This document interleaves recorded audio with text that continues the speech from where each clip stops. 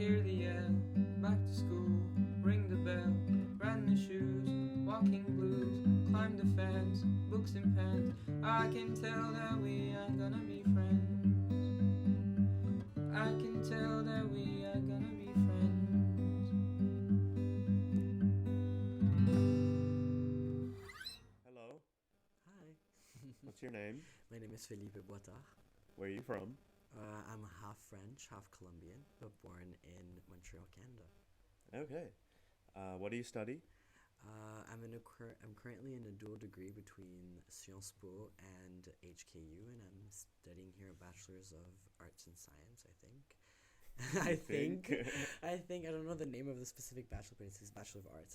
So I'm studying political science, so politics and public administration, and I'm minoring in philosophy. That was way too many words for me to understand. But Am I speaking too fast? Maybe. Okay, I will slow down. No. I'm more incompetent than you. No. No. So you study political science. Yeah. We'll say it at that. So Felipe and I have spent the last half an hour or so chatting already. Yeah. And then we decided we should come down now and start recording the podcast because why not? So I know Felipe from many occasions of going down to the bus stop for some fun conversations. Yeah. But now, from those conversations, I've also found out that you call yourself the gossip girl. Oh, gossip girl. So you want to There's go always there. stories You from want you. it. You want. Oh, I know. Always stories. It's always stories. Yeah. But why do you want to focus on Gossip Boy? First of all, it's Gossip Boy, not Gossip, Gossip Girl. boy. Sorry. Did you just misgender me? Did you just assume my gender? No, I'm just kidding. No. No, Gossip Boy. What can Gossip I say? Boy, yeah. So it's just a title, an honorary title that I've gotten from my other uni when I was there for 2 years. Just it's a title, like it's a superlative that you have in the yearbook. I want to hear something. I want to hear a piece of gossip. No, from my town. Yes, from your town. No. Why not? We're not gonna put this on air. Who the hell from your town's gonna listen to this? Who knows? Maybe when I'm like famous or whatever. And then what are they gonna do? If you're already famous, what are they gonna do? Like I don't know. I don't know. What is the biggest? No, the thing is, yeah, no. Okay. I mean, like, there's like, because it's either like funny haha or funny haha. There's not like, oh, funny. Like, the drama is the drama, is the tea. Well, you're an expert on gossip, so you choose one that's permissible to be in this. Permissible. In this podcast. Know. Funny stories I can tell you about the clubbing nights if like alcohol is like that's fine. Conversation That's type fine. of thing. That's fine. No, I mean I want to do this because it's for the listeners, right? Cause okay, sure. Makes it so that they have something more relatable. Keeps I mean, people more connected. relatable. We're in Hong Kong, but I mean, to more the merrier. But what I'm saying, no, a funny story. I can tell you about this one time when we went to Nice. It's a kind of a funny story from my side. 'Cause, it's a very you'll see. So we're going to Nice with some friends. We're going clubbing. I was dragged to go clubbing. I didn't want to go clubbing. And when we arrive, like we have to do a line. You have to understand, like, clubs in Nice are like very like they want to be exclusive, but they're really just shit like clubs. Can I curse on this? Okay. It's just like, can I curse? Can I not curse? So they're shit. They're really like not good. And so they have this like line, and if you're not dressed properly, you can't go or whatever. And so at the club, many things happened. So I was there with my friends. It was like one of my friends' birthdays, so we were all there. And like I was dancing with some of the girls, and they have this Scandinavian dude. This Scandinavian dude.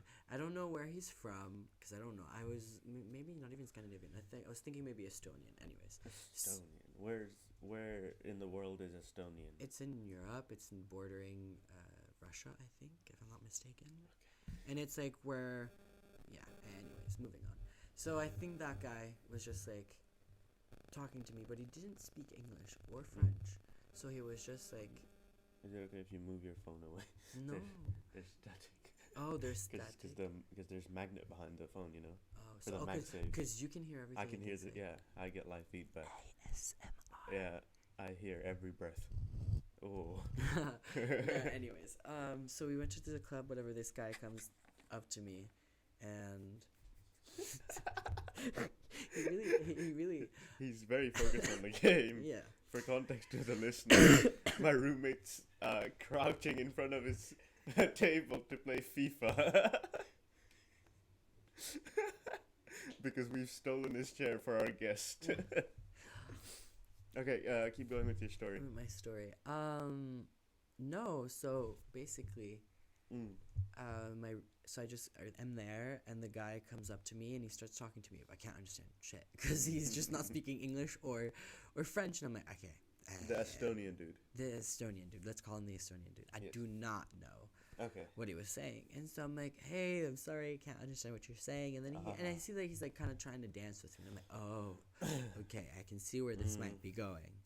And so he's like talking to me, not whispering, but you know when you're in a club and you're like kind of talking to someone, you have to like, kind of like shout in their ear. So he's telling me this shit, and I'm like, the fuck are you saying, dude? Like I can't understand anything. And I'm like, please, like, and I'm trying. I'm like, maybe if I speak Spanish, I don't know. But I knew that it wasn't something I spoke, so I was just like, like, there's no chance of me getting this. And then he just blurts out like, he's like, me fuck you, and I'm like, oh, that kind of guy. And then I'm like, that type of guy, and I'm like, okay, we. He was just there to hire. Yeah. I was like, sure, good, okay. I see where this is going. No. Why are you Why are you asking me this? Money. No, this is the fuck. No. Are you Sorry. are you insinuating that No, I am a no. prostitute I'm for not hire? insinuating anything. Wow. No. No, he was my age. He was on top of that. He was kind of cute, but like that's not the point of the story. Yeah. It's just that he was just like, I think he was bad at flirting. That's just it. I think as well when you're in a straight club like I can't say the name because okay, whatever. But It's fine. we were just at a club, whatever. So it was that, and so then he comes. What are you doing? What? Just lie down. Yeah, I'm just opening my. You don't have to focus on me, Cole. Anyways, so he comes and talks to me, but I'm like not interested because I'm just like you just broke the vibe, dude. Like you're over here. I was like no, and so he does that, and I'm like not interested. So I kind of move away, but the guy's like still following me or whatever, and I'm kind of like, dude, not interested. And he starts like grabbing me or groping me, let's say, and I was just like, no, I'm not into it, and like. Normally, I always dance with my straight friends to avoid those type of situations because they're all like 10 times taller than me. They're like this, so no one approaches me. But that time, I was none of my like boyfriends came, and so I was just with my girlfriends. Little do I know, I'm like in front, and there's like all my girlfriends. I see 5 girls just like fucking run towards me, and they push the guy, and they go, and they because I can clearly see I'm uncomfortable because he's like groping. Yeah. And one of my girlfriends goes, bah! Clacks the guy on the shoulder, and then is like screaming at him, da da da da da da da. And then I have another girl who arrives at the other time, clacks him as well, and they're like da da da, just like who the fuck do you think you are? What the fuck are you doing? They call the bouncer. The bouncer doesn't do anything because the clubs are shitty. All right. And then my friends are like, oh, It's fine. okay. It's fine. You know, you're stressing me out with all these minute details. Like, it makes me so scared. I care. No. This is amazing. It's just like, I feel like I'm not giving you any entertainment or No. anything of value at all. Why? So, I don't know. Why? I'm like second guessing myself right now as I'm telling you this shit. So she just placks him, goes bam bam, and then like 3 other girls come and comfort me. They're like, "You okay? You're doing okay. Let's go dance." And to be fair, that was the first time I was like, not the first time. I always admired women, but I was like, this is a badass. Yeah, moment. that's that was a proper such group. a badass moment where all 5 of them were just like, fuck you. And this dude was tall, you know. When I mean like Scandinavian Estonian dude, like he was like, super tall, and I was like, you're kind of attractive, but you were kind of being a dick, so like fuck off. And my friends, without any hesitation, shorter than me, in heels, but they go bang. And I was like, love that moment. So no, I have a lot of like experiences like that. We're going clubbing in the south of France. It's very I want to go south of France. You have That's to. one of my like really good. top 10 travel places. It's lovely. I mean, no, I just want to go there for a drive. But there's also a lot of racism there. Yeah, I know. It's the most no, but it's the most race. I mean, for me, not for me, but like being there for 2 years, you can really see like. Yeah, I'm not staying there for 2 years. Racism. No, but even for tourists, it's like. Like I'm gonna stay there for like a week, and just drive my fancy car around. As you should. No, I love the south of France. It's just politically a very space because it's mostly old people. So old people who are retired who are rich. So you know you get the type of mindset. So yeah, no, because us being there because I'm in the campus I was Middle Eastern campus, like us just being there. You lived in the south of France. Yeah, I lived in Menton, so this little town. Yeah, it's not even a city. Town. It's the last town before you cross to Italy. Okay. And it's near Monaco. Like I literally lived 5 minutes away from the border, like walking distance to Italy. So go high five the border guards. No, we would go there all the time. Love it. But where was I going with this? Don't even know. Where you lived. Oh yeah, so I lived there. Yeah. So I lived there for 2 years, but again, I studied there, political science at Sciences Po, but in their Menton campus, and I specialize in Mediterranean Middle East studies, and so the region, so political science, geopolitics, right. So just her presence being there, of course, because a lot of people associate Middle East to Islam, and so Islam to terrorists, controversial. So just us being there in that setting was very, very controversial. Like they had a lot of people who were just like, why the fuck are you here? We don't want you here. Just a lot of differences, generational differences, political differences. Nationality, race differences, which just didn't understand. So, but you lived in that small sort of town or city in the south of France. Yeah. Okay. I just thought I lost the train of thought. No. I've lived there. I was gonna say you live like right next to Italy, right? Mm-hmm. The only reference of Italy that I have in my head is have you watched Top Gear? No. It's a car thing. It's a car show, and one of the hosts called Jeremy Clarkson, he once said Italy is the racetrack for gods. So that's the only reference I have of Italy, so I want to go Italy. just because it apparently the entire country is just. Oh no, it's beautiful to drive in. Exactly. It is beautiful, but I think it's just an extension of the French Riviera for me personally. Oh yeah, of course. You know what I mean? Yeah. Like if I do romanticize it a little bit more because it's just not the country I was living in. But when I look at it, I'm like, yeah, this could easily be France as well. But they have beautiful scenery, especially when you just come off and you're still like in the south. For them, it's the north, but like the continuation of the south of France. Yeah.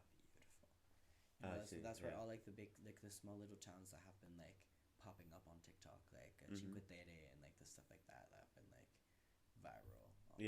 Are from, so you can get there easily in like less than a day or 2 days. Okay. Yeah. Do you have a driver's license? No. Like not at all? No, I've never had the time to actually take it. Fair, understandable. I've always been moving. Yeah. And before moving, I had COVID, so everything was paralyzed. So I just never got the chance to get my driver's license. And then here, I do have time, but you guys drive on the other side of the road, so I don't think if it's strategic for me to get it here. So. Yeah, of course not. Why would you get it here? You're not planning on living here for the next 10 years, so there's no point. But do you have any preference towards cars? I don't know if you're a car guy. I'm gonna cut you right there. I'm not an aficionado of cars at all. For me, a nice car is a nice car. I'm like, ooh, Lamborghini, ooh, Ferrari. Yeah. Do I know any? You just know the name brands that are like. I know. Honestly, cars I don't know. I know through pop culture like what the high end cars are. But what are they? No, but through watching like TV stars in like for example Kim Kardashian, you know, like I know some of the big cars just because I'm like, oh, she's this. like, oh, she has a Rolls Royce, or she has like a what? Don't royal. That's my accent just peeps through in that word. I can't, but it's like Rolls Royce. Yes. Yeah, there you go. But my accent peeps through so much. Yeah. No, so like that car. That's your reference of Maserati, Ferrari. Maserati's an underrated one. I like Maserati. I mean, Maserati is popular when I was living in Bogota in Colombia. So like, It is a Spanish. Is it Spanish or no, I think Italian? it's Italian. I think It's it's Italian. Italian. But it's for some reason very Spanish don't make any car. popular in Colombia. Mm. Like a lot of my parents' friends. No, a lot of my friends' parents had cars. Like it was a Maserati. We had I remember we had a shop right in front of my school. Like we would go down the street and there was like a Maserati. Did you grow up in like fairly like a rich area? You want to go there? Yeah. Yeah, and I mean, no. When you live in Colombia and you have the means, like you're either rich or poor. Okay. We're gonna be very blunt about it. You know, I'm not gonna sit here and be like, Yeah. "Oh, I was Middle comfortable. class, I was yeah. middle class." No, like I know I come from a wealthy background. I acknowledge that. The thing is, I also didn't live my whole life in Colombia, so I didn't live this luxury life. Yeah, because I was born and raised in Canada, you know, and like I'm not gonna say my parents were dirt poor, because they were not, and we were not. But you know, my parents were making ends meet in Montreal. My parents were both immigrants. You know, my dad had just been in the military. He came to Montreal and then met my mom there working for a car company, actually. For Renault. That's the Renault. Yeah, because it's a French Renault. Because that's a French company. So he was working there, and then my parents met there, and so they decided to settle there. So again, I think also the different backgrounds not being fully, because like if we're gonna get into details, like my privilege or like easy lifestyle comes more from my mom, you know, not from my dad. Like family wise, you know what I mean? I get you. So I think being in Canada with both of my parents, like I didn't live that lifestyle yet. You know what I mean? Like I have a conscious like memory where I moved back to Colombia when I was like 10, and I did see, because I went from going to a public school in like the neighborhood that I was in, which was known as like the immigrant neighborhood, or people who had recently immigrated. You know, it was like very international in the sense that it was like all people who had immigrated, you know. So you went to that school, and so I went from a public school that this, like, let's be honest, like the level was not up to par, you know. I mean, it was good, it was decent, but it was just not up to par, because I saw a big shift, like I said, in my environment when I moved to Colombia, because I went from public school to private school. And again, it's what I told you, like the economic differences, it's either rich or poor. Whereas in Canada, there's more like a leeway, or there's also like more of a welfare state. So a lot of things are offered or whatever. So when I went back, I really did see that shift. So to answer that question, I did in Bogota. Like I went from like, I was like, I'm aware now that I do have money. You know. I get that. I also was growing up, but that's where I kind of first. Was your dad a businessman? No, so my dad has multiple things. So he was in the military, of course. So he was working in textile. In the military, Textile, yeah. I don't know specifically what he was doing. I think it was like sourcing for like uniforms and things. He was working in the textile, but he was also in the armed forces, I think. So he was just doing all these things, and he was stationed in Cameroon and stationed at Cameroon. I don't know, maybe. Cameroon. Yeah. Okay. But I knew then, because he had roots in Cameroon, and after that, because of his military background, he decided to and knowledge about guns and self-defense, he created his own business that trained bodyguards and trained them when it comes to hand-in-hand combat, to specialization of weapon, all that stuff.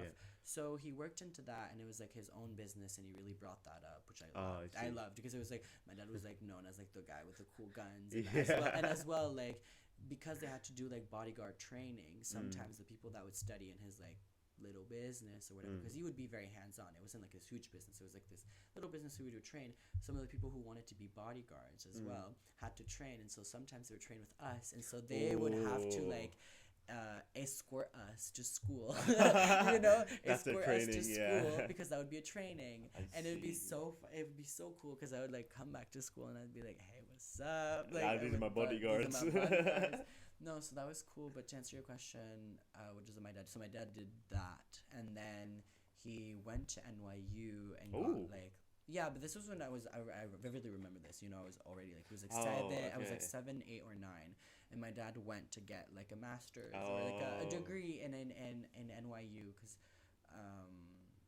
to do like fraud investigation, or like anti-fraud or something like that. I don't know. Maybe that's not it, or that's it. But I know he works in fraud now, because now he like worked when he went back. He worked on like fraud investigations, like anti-fraud, like in a Yeah, business yeah, and whatever. yeah. So he does that. That's what my dad does. Long Okay. story, but that's like kind of like the evolution. Yeah, no, of what I he's got a been- bit of what we've been background doing, from the yeah. long story, Yeah, but that's yeah. good. Yeah. So yeah, you were like you got to that point where you like understood that we're comfortable. Yeah, We're living good. We're living good, yeah. We're living good. There's no problem. I mean, it's also because in Colombia, services are very cheap.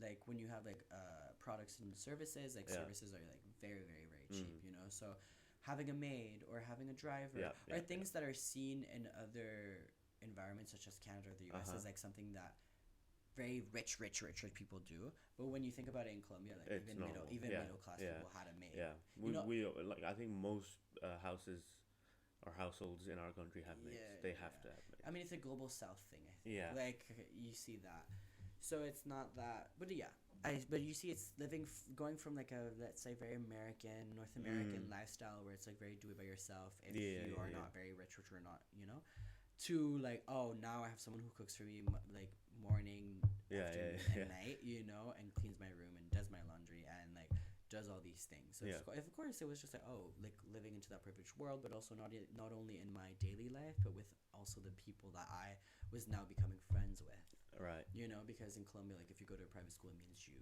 like have money. Yeah. Because some of the prices for some of the prices for these private schools rival some of the prices of universities. You know, like semesters. Yeah. Of course. Yeah. So it's either again you have money or you don't. You know, and so as well with that, like I came in now coming from an environment where like to be very blunt about it. When I was in school in Montreal, like we weren't the children of people who were high up or like who were somebody. I get But you. I went from going to that to a school where like there was a kid of a somebody. There was a kid of a somebody. Well, to like summarize it briefly, like the daughter of the current president of Colombia is an alumni of my high school, and I studied with her. You know, not that she wasn't in my year, but she was in 2 or 1 year above me, and she went to the same university that I'm currently going to.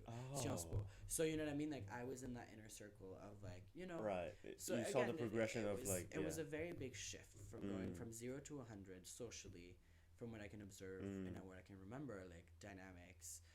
Talking about money or how people interacted with one another, it just mirrors their socio-economical background, and I was like, very, what am I sounding too pretentious to you? No, not pretentious. I was just thinking of where we started and when we ended up.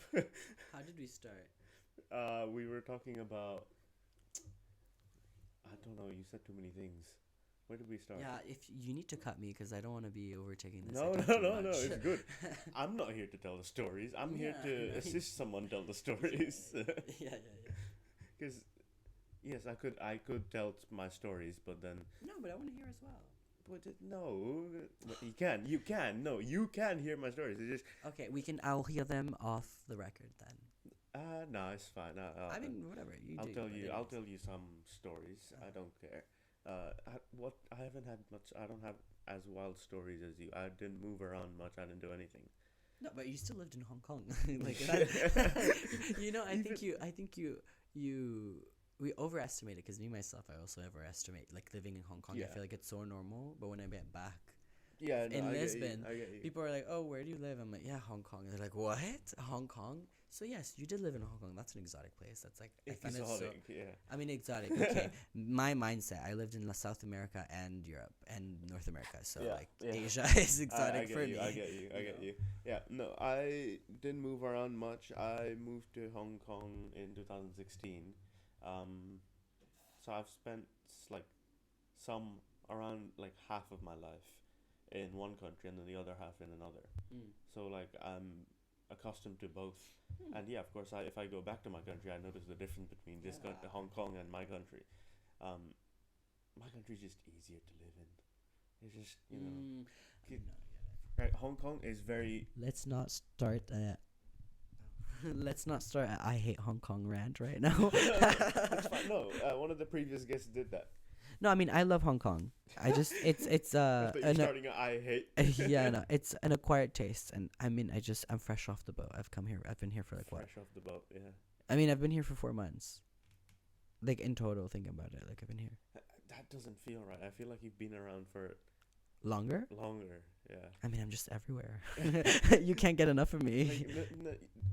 No, it's like I feel like I've known you for half of the time that you've been here, and I already think that the half of the time that I've known you has been so long. Yeah. So Maybe. I'm like, oh, he's lived here for years. I'm just that intense, guys. Yes. Very intense. Very intense. No, but yeah, you lived in Hong Kong. Like, how was like school here, for example? School. Let me turn into like the presenter of this podcast now. Sure. School was, for me personally, not as wild as the stories you have. I was raised by Southeast parents, and my roommate can agree. Where our parents aren't exactly the most. They're the peak tiger parents. Oh, like overbearing. Oh, okay. Yeah, like in Mama general. bear. We call it mama bear. Like people who are like No. Nice of a word to describe it. It's not as nice. It's more like very controlling. like controlling, like way more tense, way more intense. Okay. Yeah, so that's why I didn't like get the opportunity to go out and do all these activities. Like the most I could do was go out every day to play a bit of football at the park. That's the most. That's like we have like an allowance. Yeah. We have like an allowance Of how like many times you how can many go times out. we can go Yeah, out. no, I get it. So Me if too. you're going out this one day, You can't go out. You have to. Yeah. you went out yesterday. Why today again? Yeah. You have it's like math with your Yeah, it's parents. like- You're like, okay, if I go out this day, They do I like can- ticketing system. no, but it's so Like, true. It's like, why are you You've going out used up your again? tokens. Yeah. It's like, why are you going out again? Because I want to. No, we didn't have the opportunity, but I mean, I've had experiences.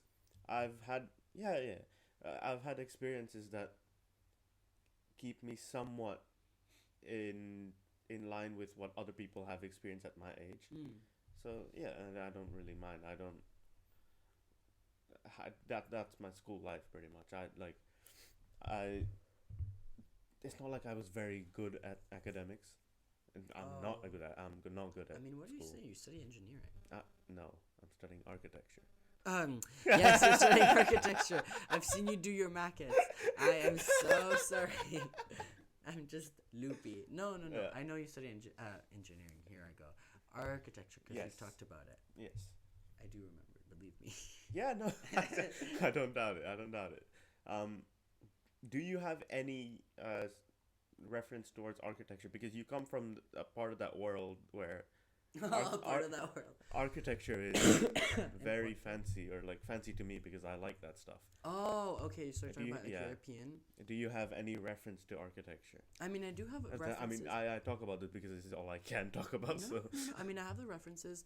I have some references for some like colonial architecture in Colombia. Some of like the churches and stuff like that I find really interesting. churches are very interesting because they always have background. Oh, and like- Colombia, they have so many. It's because like religion is such an ingrained part of our culture, where it not only reflects like, of course, religious elements, but it's like seeing religious elements through the mindset of the people back then. And so because we had a lot of armed conflict, like I don't want to divert from a question, but like the representation of like churches and like the construction of churches with the representation of religious figures within those churches also is very dependent on the social environment, which I think is fascinating because, for example, but like there's many depictions of like the Virgin Mary, right? And like when you compare them, I saw this paper and my mom told me about it, that the Colombian Virgin is the saddest one. It's the one that has a lot of tears and is like very, and like when you think about it, and when I started doing research about it, like it really showcased that it's because of the armed conflict, because a lot of the violence and how a lot of the people who were affected by this armed conflict were lower income, were living in little towns, small towns that were really isolated from urbanization, government presence, and so they really lived the little town life, and like they fell back on religion so much, and then having their children raped, murdered, kidnapped, forced into like enlistment and enrollment for like these drug cartels, these paramilitary groups. Like, you see how that then transfers to like, again, the only thing that they seek out, and that is religion. So you see how it depicts. I think it's fascinating, but again, going back to your question, now going back to Europe for architecture, the only kind of fun fact that I have is during like after the French Revolution, Napoleon, when he kind of modernized and revamped Paris, he enlisted like the Osman brothers. Osmani, I don't know if you Osmania. I don't know. Well, I mean, it's a specific type of architecture in France. You know, those very traditional buildings that are like in the 6e and those regions of Paris. And the way that also like cities, it's a kind of urban planning as well as architecture, because they did make sure that the streets are very like long and like thick. Let's say like like how do you say that? Long. Like it was like a line, like a no, not line. block. They're fat. That's what I mean. The streets. Like when I say the streets are fat, but like girth wise. But I don't want to say girth wise. Width. That's what I was looking. Thank you. That's what I was looking for. Sorry. Width. And so the way that the city now is planned stems from Napoleon's political plan, and like then political plan of like revamping Paris, and then hiring the Haussmann Have brothers. I told you about how the entire I think the entire department of urban planning in our faculty is French? No. Oh. I'd not be surprised. No. They have come together as a collective to assign me as someone they all hate. Oh, they don't like you? Like the entire department. Why? What did you do to them? Because I somewhat messed with 3 people of the department. Sexually? Oh, no. I mean, I don't know. I was just like, oh, maybe like he hooked up with some people, and now they're like, you think I'm that type of guy? No, but you never know. Okay, no. It wasn't that. You can cut this out if it makes you uncomfortable. No. I'm just kidding. No. We were in a group together, like for work. Oh, okay. So these are students. I thought like professors. No. Where did you get professors? No, because when you talk about faculty, I don't think about students. I think about like faculty members. So I got the wrong impression. But go on. Yeah. So I was in a group with them for a free elective that I took that was being offered by their department, and I ended up in a group with 3 girls from urban planning, and they always walked around like they were like a wall, like they'd have their arms locked with each other, and they'd walk around in like a 3-man squad, and they were just slow at doing their job. And me not being an urban planner and still being able to do their job means that they're not very good at their job. So at the end of the group project, like right before submitting, I was just sort of getting pissed off at how slow they work and all this, and then I just told them to their face, like, what you do is easy. If I can do it, all of you can. In fact, all of you should be able to do it better than me. But if I can do it and you can't, that means I'm better than you. I said this to their face. Okay. And then they went around and gossiped in their department, and they've all come together as a collective to call me that guy. Oh, okay. Faculty on faculty hate crime. Well, it's Hong Kong. It's way too tame over here. We don't get into that sort of stuff. The most we get is, if you know which dorm they live in, you send people to go tickle his ears or something. Like, ragging doesn't happen here, does it? Oh no. There's no ragging here. Like, he can tell you stories about ragging from our country because he's seen it. My brother goes to a university that was like very infamous for ragging, and there's been people suspended for ragging. Okay, it's gonna sound very stupid. What is ragging? Like bullying. Oh, hazing. Okay, yeah. okay. Because I don't. Okay. No, we call it ragging. No, hazing I know, but ragging I don't. Is it called hazing? Like, I mean, in our country people call it ragging, but like everywhere else they call it hazing. Some people call it ragging. Because we called it hazing. Right. What is hazing? Or like what? I mean, hazing is just like in university how you like. I mean, I don't know. Maybe it's different because for us, hazing is just like when you introduce freshers, and you're just like, you kind of bully them. And you kind of bully them. Yeah. Into welcoming them. It's like kind of like the gang rituals, you know, when people come and they're like we have to beat you up, like you know. Low-key kind of frat like, but it's always like a condescending way of like we're better. You're in the incoming babies. Lower your place. No, but again, I think it stems from like gang rituals, you know, when they're like, No, because it is kind of the same thing where you coming into a gang, you have to be beat up. I think there's like gangs in Mexico specifically I mean, women. like, one of the ragging stories. I think that's a bit too adult. No, I think Ragging is more childish. No, but like one of the ragging stories, like from back home, that happened to one of my cousins is like all the freshmen. They like all the second years they sat in like a circle, and the freshmen one by one had to come in the middle of the circle and start dancing for them. yeah.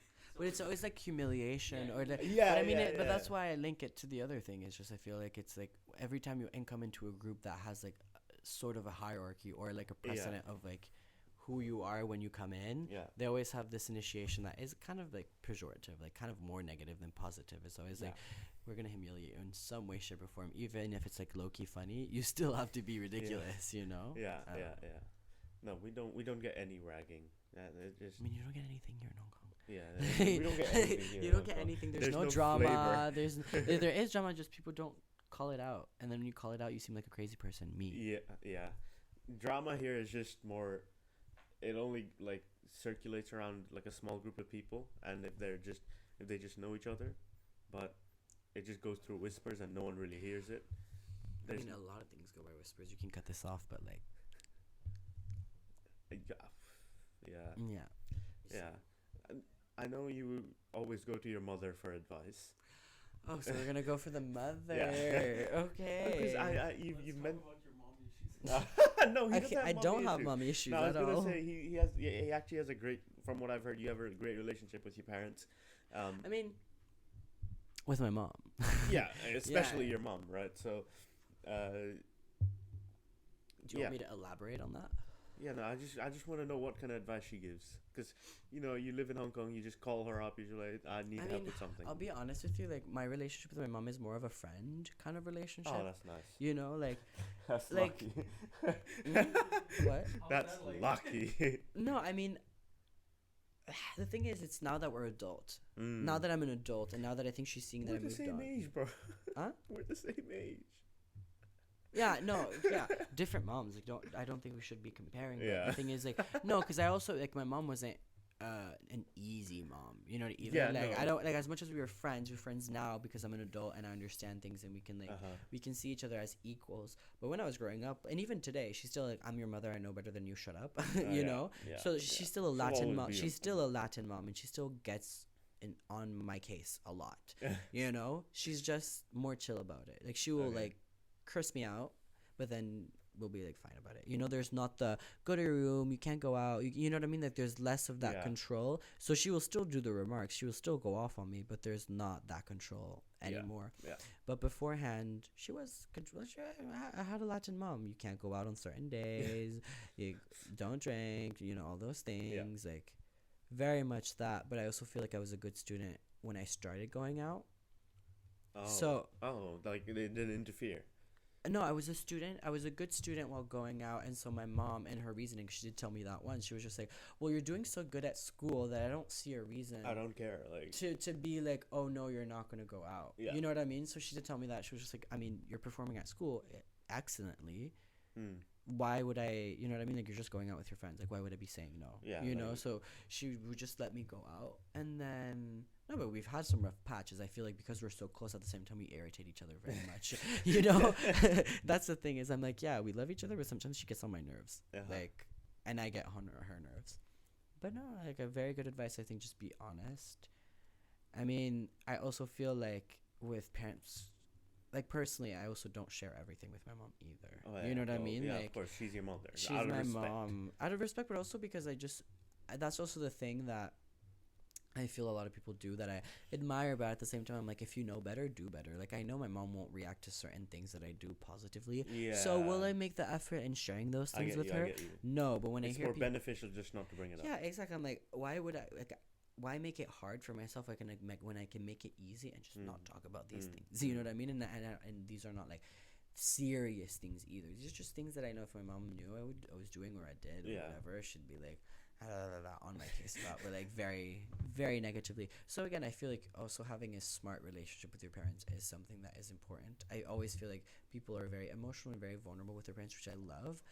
But if you don't have easygoing, chill American parents, be Yeah. aware. You know, when your parents are set in stone Yeah, and they have their yeah. opinions and they have their Yeah. things. I'm more so like, I know I'm not going to change up your mind, because I tried once and what I got was a response is, I'm your mother, so I know better. Yeah. So I'm like, Yeah, why like, would I it fight? wasn't as easy going. It's not Yeah. it's not a going production. So I'm like, it's not like a productive conversation. So I'm like, why even engage in that? So yeah, that's me and my mom. Yeah, that's good. That sounds fun. I mean, it's fun. Like, we just spent a month in Lisbon You together. can gossip with your mum. Oh, we love gossip. I'm gossipy because of my mother. Is What do you that- think? Is that a genetic thing? It's genetic. Yeah. So no. Was she the gossip girl then? No, I mean, I think no. If you're the gossip boy. No, I think it's just that we're both very social people. I see. Yeah. My mom is someone who's very social. She's a diplomat. Well, she's like works with the embassies and like that diplomatic world and political world a lot. She's like an event organizer, works in etiquette and protocol. She's always been a very social person.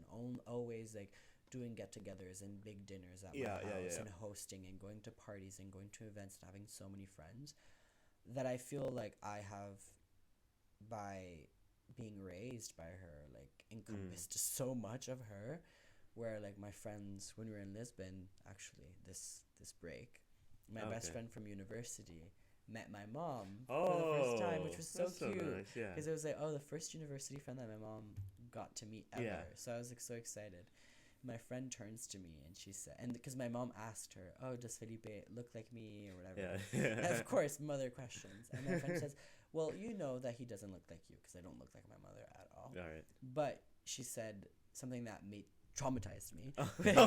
which was, Felipe, when your mom is not around, you act just like your mom. And I was like, don't tell me that. Don't tell me that. No, but I think on the social level of being open-minded, being like, I don't want to be flattering myself, but I know that I'm good socially. And I know that if you put me in an environment socially, I love it. I'm like, I'm gonna talk to everyone I can. This is so fun.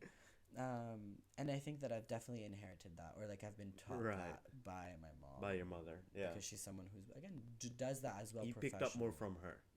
No, I think I'm a very good mix, half. Okay, that's of both good, of my good. parents, because I think the interesting thing is that a lot of parents, most of the time, your parents agree on certain values that they will teach you. But my parents, having a mixed marriage is hard, first of all, because you have what is mixed marriage mean? like the person you're marrying not being from the same racial, cultural okay. as you. Yeah. I mean, it's like called interracial marriage, but I don't like to call it that. I'm like mixed marriage. I prefer that. So again, my dad is French, my mom is Colombian, so two completely different environments, two completely different ways of being brought up. Her as well being brought up as a woman in Colombia, and my dad being brought up as a guy in France. Like there's so many differences. Yeah. And so in the way that they were raising me, like, you see parents have like certain things that they agree on, but my parents differed a lot on like certain core values or how they saw things or how they would raise me. So I'd have my dad who would agree, who would like have his opinion on this, and my mom would like not agree. Yeah. So I kind of always was not a like complete replica of either parents, because I had that in internal conflict where, not internal conflict, but I was just like, I have different opinions. I have to kind of decide, or I kind of have to think about it before I take it as my own, So I feel like I'm very half-half, because on certain things I agree with my dad. Yeah. And on certain things I agree with my mom, and vice versa. I disagree with both of them at the same time, and So with my dad, I definitely feel like I have more of his logical and his mindset, and because he's also very French. Yeah. And because I went to the French system of high school when I went to private school, like, that was also ingrained. So I have in a way of thinking in a way as well. I went to university in France. So I do think like my intellectual side, or my curiosities and what I like to do intellectually really that's from your dad's side. That stems from my dad, but also my mom, because it's more so linked to her field. But my dad is someone that I think is to this day the smartest person I know. Which is a big statement to say. Yeah. But I have a feeling that a lot of people will say that about their own dads. the thing is, okay, not to get too personal, but I don't have a great relationship with my father, you know. So Yeah, no, I'm not, even if they don't, like Mm. I personally wouldn't say like I have the best relationship with my father. We're very straightforward with each other. Yeah. Like there's zero wasted words. Yeah. Like everything is just bang bang bang. So I don't have the most like comfortable relationship with my father, but I do respect it because he's set it up so that it's like that. Like throughout my life, he's Yeah. like sort of assigned his role in my life. So I'll always look up to him and always say like that man's the smartest man I know. Yeah, I mean, for me, it's not. It is that type of thing because I feel like, of course, they're like the first man you interact with, Yeah. and like they're all of that. But I think like now, for me, it's like more of a thing that I've realized now rather than like while growing up. Mm. It's like now I can really see how my dad, in his own way, in his own twisted way, Mm. because like my dad is a very particular person, and so I didn't like was fond of him when we were growing up, you know. Right. So now, kind of, I've appreciated him more now that I've come to like let's say a level of maturity where I can like look back on certain things and Yeah. be like, oh, you Yeah. know. Yeah. I think yeah. that happens to every parent, to every child when they look Look back at on their- their yeah, parents yeah. and they're like, oh, now that I'm an adult, I understand things Yeah, better yeah. or more accurately. So Do I you have any appreciate that. siblings? I have two. So I have a full. Are you the youngest? No. Do I look like the youngest? Do I I don't act like know. the youngest? People think I'm an only child. They're surprised when I tell them. They're very much surprised when I tell them I have two. I feel like Two you're the brothers. youngest. No, I'm the middle child. Well, I mean, Oh. I'm the oldest and the middle child. What? Because the thing is, I have two brothers. One is a half brother, and the other one Ah. is a full brother. So I see. my older brother is a half sibling. Mm. He's turning 30 this year. He is my mom's first kid from her first I marriage. see. Okay. So I'm my mom's middle child, but I'm my dad's first first. child. Okay. So, and then my parents married, and then they had me, and then I had my brother. So I have three. So I'm the middle child, but at the same time the oldest. So it's weird. So yeah, no, like my family upbringing has been interesting. Yeah. No, but I'd say I was gonna say that since we are talking about like looking up to someone in your like life, especially in like an adult, I'd say I look up to my dad more than my mom. Oh really? But that's because my mom's always been there, and I've only seen my mom do just like live indoors, live inside, take care of us. So, and I'm like I'm already practiced in this. I'm living with a house full of people. Yeah. I'm already in practice with like taking care of each other, living together, and all this. And I just saw my dad going out, doing that, doing this, doing that, and achieving so much. I'm like, I'd also like to do that, but I can't do it right now. So I'm just like, I want to be that. I want to be that. I want to be that. And then that's where I'm like, oh, whatever that man's doing is actually helping me. So he sort of set it up in that way where we don't ask many questions. He doesn't ask us many questions, but he will guide you so that you do certain things in life at certain points in your life to make sure that you turn out able, and if you have your own will and commitment towards a certain thing, then you will be becoming closer and closer to me because these are the things what I did, and based on this I gave you the feedback. I mean, yeah, I have this similar esque thing where my dad does the same thing, and it's the same Yeah. Christian where you feel like he personally the sentence that I think sums it up is that my dad is a good parent Yes. for an adult, yes, for an yes, adult, yes, yes, yes, but yes. not for a kid. We got treated as adults like since we you were know, 8 I'm or like, 9. now that I'm an adult, I'm like, oh, this is so easygoing. Yeah, I yeah. actually like you. And then you realize that a lot of things that he's doing, like my dad is more so like the person who's gonna help you with like banking Yeah. shit, like Yeah, of administrative course, shit. of course. Yeah, You yeah. know, and so I I'm can the see, I'm like, exact same. oh, you are such a great parent as an adult or as Yeah. a like late teenager because you're actually helping me Yes. now. But as a kid, you were just not there for me. And so my dad, now I see similar things to you. Like he helps me with things in order to make my life easier. Because Yes. he's like, I've lived through this shit. I know this is easier. This is the best outcome. Yes. You'll get these things. So do that. Follow your advice. So that's why, again, I think my dad is like the smartest person alive. Because I know that if I'm ever in trouble, He's like he's gonna be there. regardless of if we have a good relationship or anything, if I am in a shithole and I'm like, I Yeah. need a smart solution, I know that if I call my dad, He will sort it out. He will He try will to find figure a it out. way to Yeah. fucking sort it out, and that is something that I admire. You know, like regardless of my relationship with my dad, he's still my dad. I mean, I don't personally believe blood is thicker than water. I personally think like as well, like I've had friendships that I love, value so much that it are levels your that it levels. So I don't believe that, but still, like, my dad is not a bad father. He's No, been of a course good not, father. of I course just not. think I would say that from what I've heard and it being so relatable to me as well, our fathers are great uh great providers. fathers but not good parents. Yeah, yeah. I mean, they're great providers. Yes. You know what I mean? Yes. And I don't want to. And do not blame them because Yeah. they do it for us. They Yeah. don't go out and do it for themselves. Exactly. Or else we would be living a different life to them.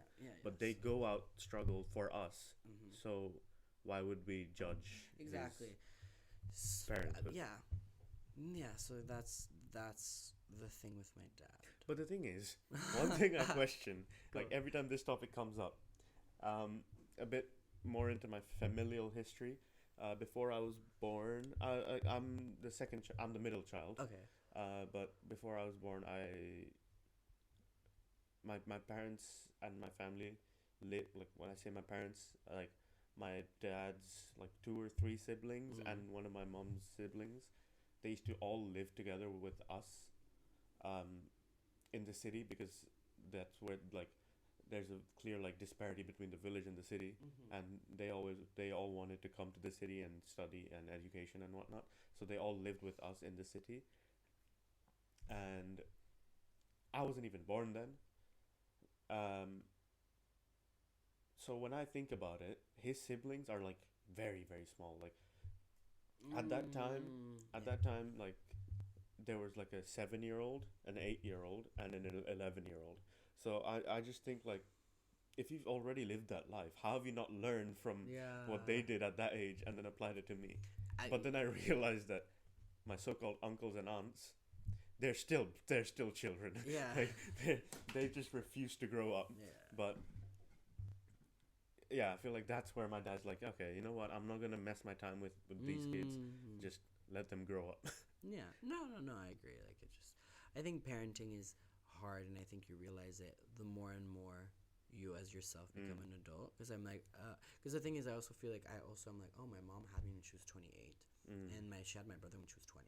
You know, she had my brother when she was my age. You know, and I'm like, I can't imagine. You know, like it's like when you comes into start, perspective. you know, when you start going to a certain age, when you start like getting into certain perspectives, I'm like, how the fuck did I'm sorry, but how the fuck did my mom manage to have a kid right now? Like, I can't imagine myself right now where I'm at in my life, like being the crazy kooky me, the crazy kooky stupid bitch that I am, like having a kid.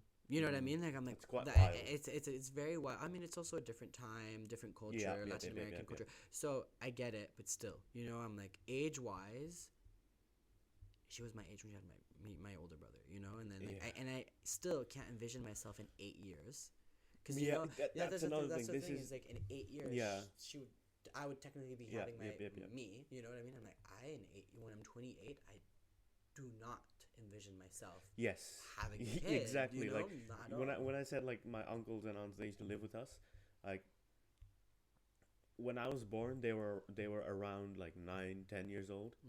So they grew up with us, and like one of my uncles decided to just like disconnect themselves from the family, and then just live on their own for a while. He comes back 10 years later. He's married. He's got a child. He's rich as shit. I don't know how that happened, because his academic life, and like I've seen him go through his teenage years.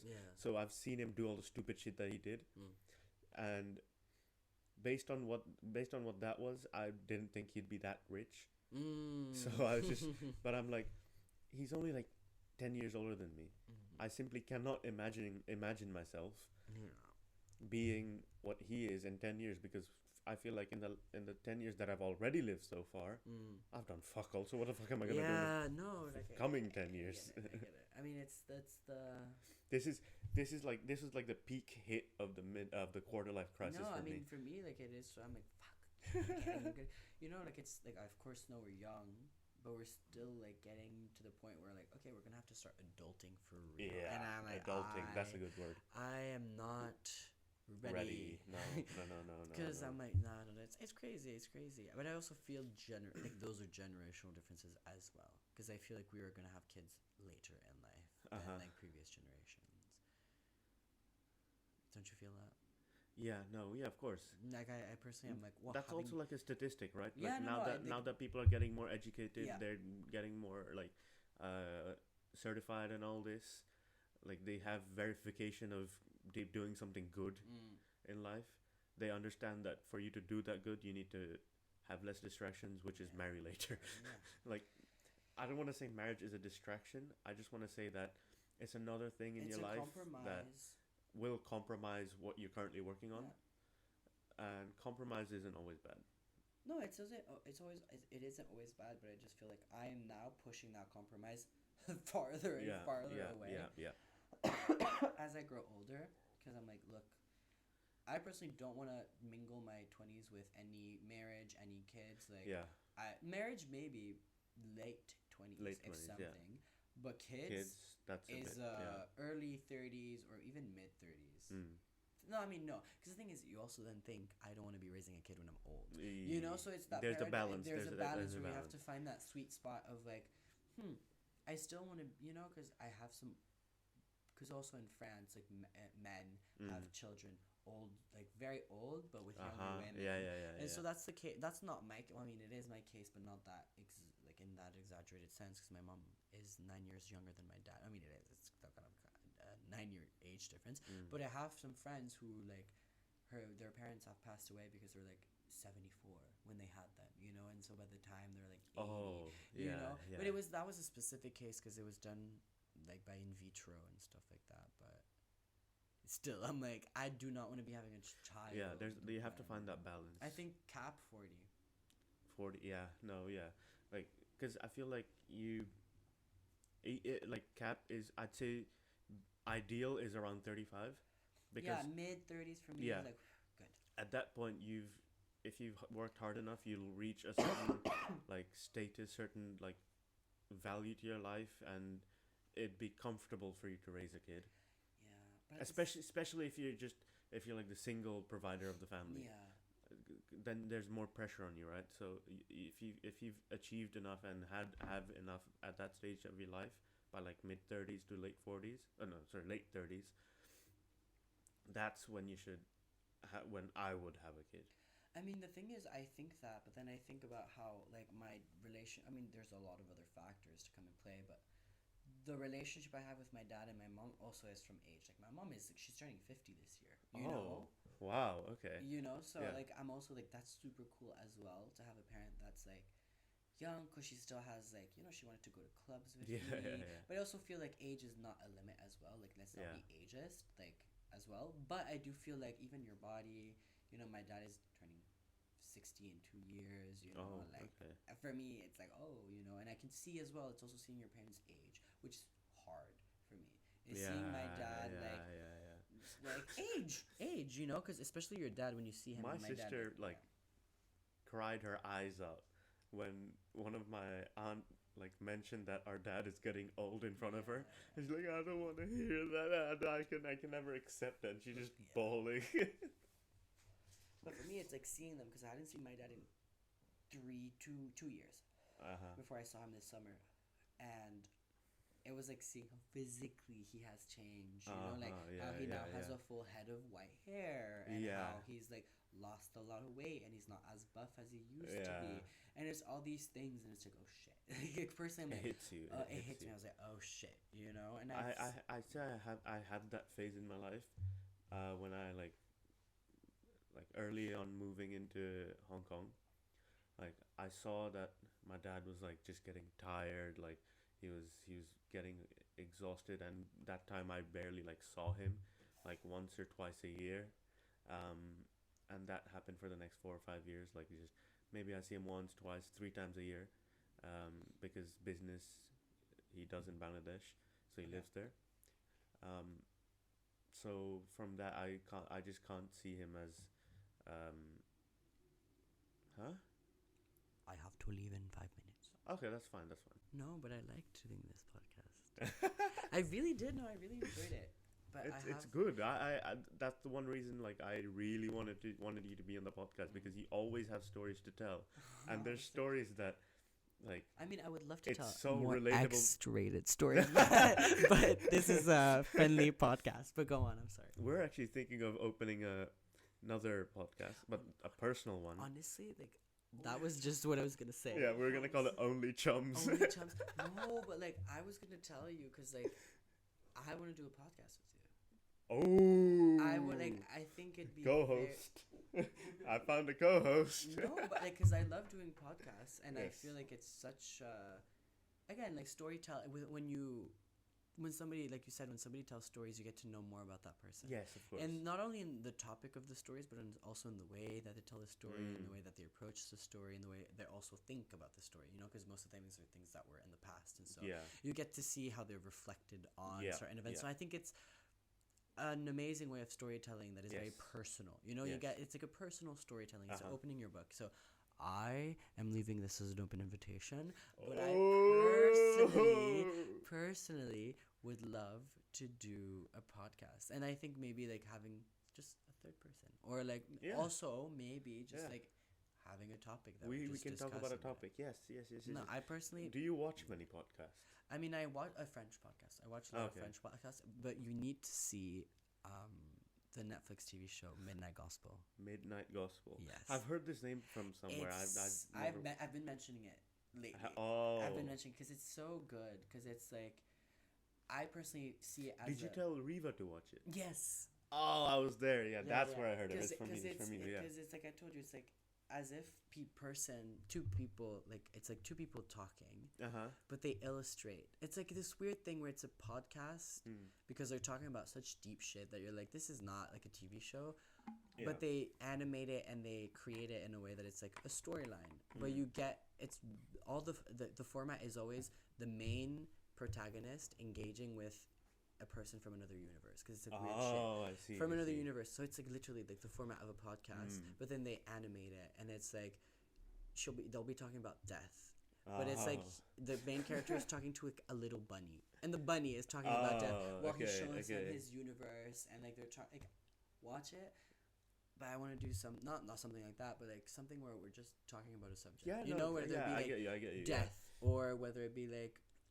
I mean, it's if we like try and do this somewhat professionally, like we can't always have guests on. Yeah, no, So exactly. and if we need to upload or need to like record a session, then we just got to do it with ourselves. No, Find a but topic I'm, because there's like- always topics to talk about. I'm very serious. Like I'm putting this on like the recording because I am very I'm very serious because we always say that. Like I always said that with my friends. Oh, we're gonna do it like Yes. professionally. But I'm like, if not now, then when? And like seeing your setup, seeing that you're organized, seeing that you also have like the same like of doing Yes. it. I'm like, this is the moment. We're I at feel like Chisa, we're and we're like, very similar in some ways and very unsimilar in other. you think Yeah, really? because from what I've heard, like there are some stories that I find are aligning with my sort of Yeah. experience, but my experiences that I've seen have not connected with anyone else's. So I'm like, maybe I was the one that's different, but now I found another one that's also different. It's crazy, just a little bit crazier, a little Latina. Yes. Yeah. No, but I'm actually really, really down.